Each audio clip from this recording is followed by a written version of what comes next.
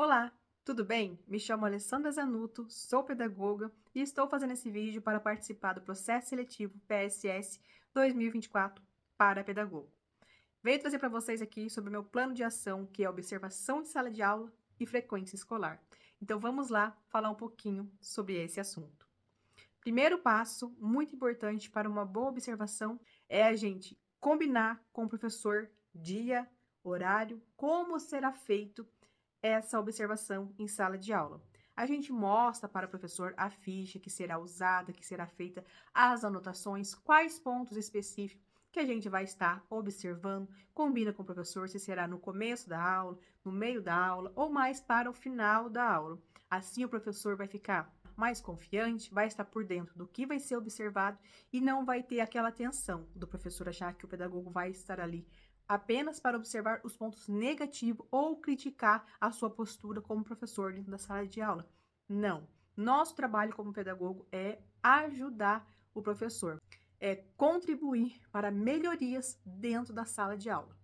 Um detalhe muito importante é o professor saber que essa observação não vai durar a aula toda, é apenas o momento ali que a gente vai precisar fazer a observação.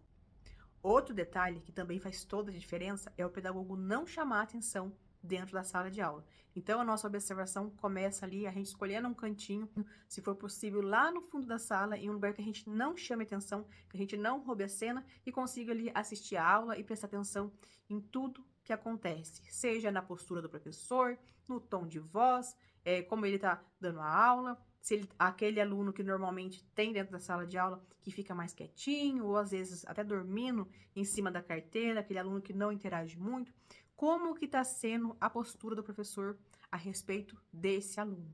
O professor, ele dá abertura para que os alunos interajam com ele. Como que é a postura desse professor entre professor e aluno? Tem uma boa conexão entre eles? Os alunos se sentem seguros, se sentem à vontade de perguntar o que eles não entenderam, como que está sendo a aula, ou qualquer outra coisa dentro dessa aula? Como que está sendo? Esse professor, a metodologia que ele está usando é interativa?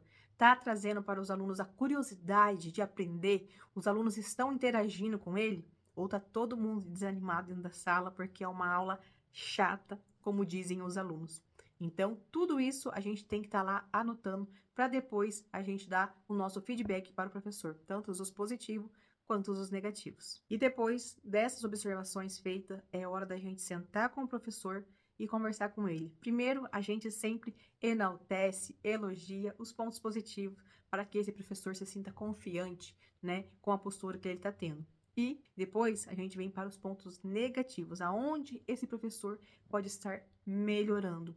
E sobre aquele aluno que fica lá no cantinho, o que a gente pode estar fazendo para que ele interaja mais? O que está acontecendo? O problema realmente está dentro da sala de aula ou o problema está lá fora? Aí já é um outro caso da gente estar trabalhando com esse aluno, conversando e indo mais a fundo para saber o que está acontecendo e o que a gente pode estar fazendo para melhorar a experiência desse aluno dentro da sala de aula. Também vou orientar o professor sobre as metodologias ativas. O professor está usando, ele conhece algumas? Se ele não conhece, eu vou apresentá-las a ele e ajudar da melhor forma possível para que essas práticas sejam aplicadas em sala de aula e tenham um melhor desenvolvimento. Uma opção que a gente pode estar usando com aquele aluninho que está mais lá no cantinho da sala, sem muita interação, com a sua nota um pouquinho mais baixa do que os demais coleguinhas, é a gente estar fazendo um reforço com ele, com outro professor. Por quê? Outro professor terá outra ideia, outro método, outra forma de trabalhar.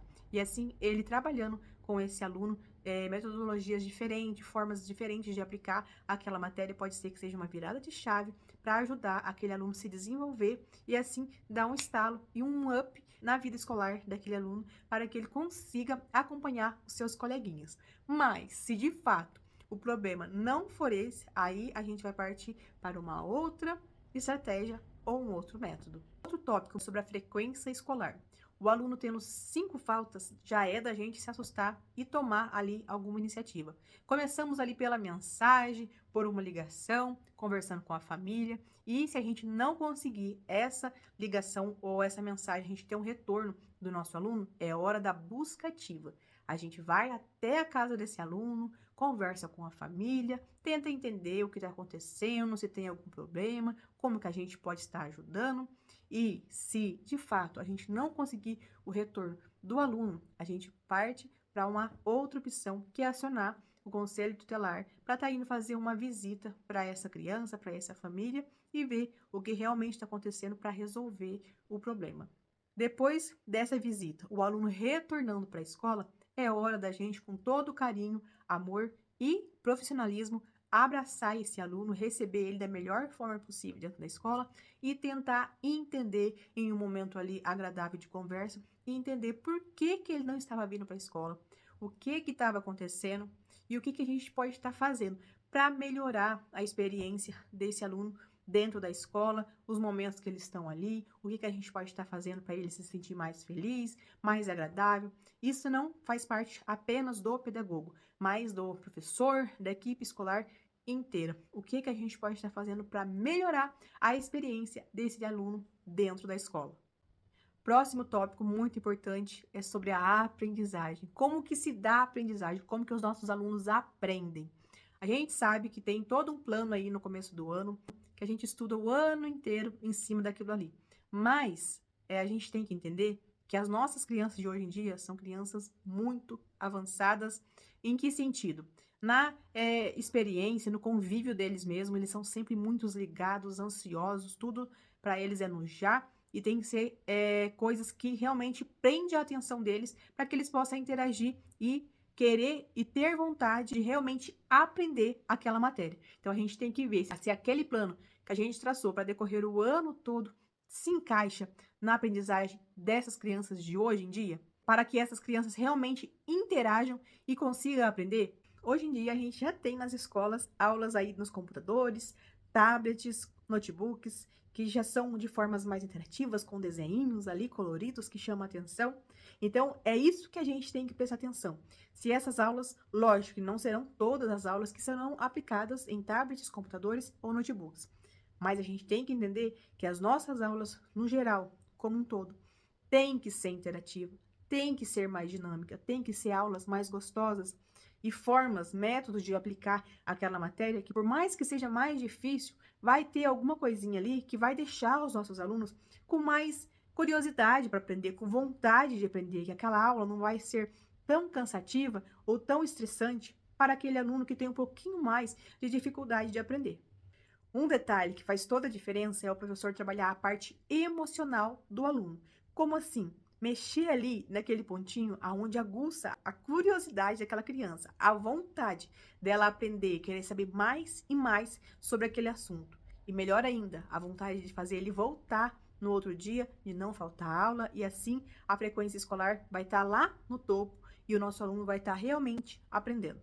E como que a gente vai estar medindo essa aprendizagem dos nossos alunos no decorrer do ano? Tem várias opções, que uma delas aí são a prova escrita, prova Paraná, LRCO, também tem o IDEB que a gente pode estar acompanhando, no qual o pedagogo tem acesso a todas essas informações. Então, a gente vai estar sempre atento para observar esses pontos e buscar melhorias para os nossos alunos. A aprendizagem é muito importante. Então, como que a gente vai saber se esse aluno está realmente preparado para dar o próximo passo?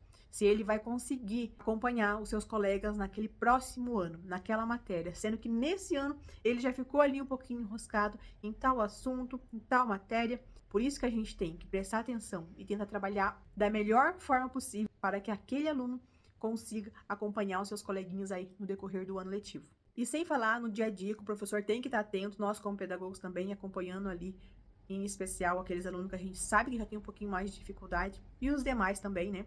A gente ter uma visão como um todo. Então, é através dessas provas escritas, prova Paraná, enfim, que a gente vai estar conseguindo observar a interação desse aluno, esse aluno interage, ele é comunicativo, ele consegue participar dos trabalhos em grupo, como que ele reage, como que ele se desenvolve, ele participa bem, ele conversa com os colegas, ele consegue trazer ideias, como que é a interação desse aluno. Então, vamos trabalhar em cima disso. E depois de todos esses tópicos, o pedagogo senta com o professor e a gente conversa ali. Em um momento de hora de atividade, a gente marca também esse momento, tá bom? Para que seja tudo em ordem, não haja aí nenhuma intercorrência.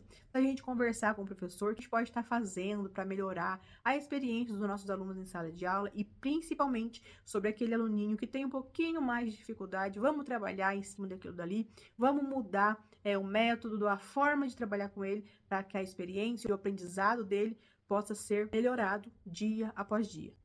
Um detalhe também que faz toda a diferença é a gente saber dar um passo atrás. Como assim?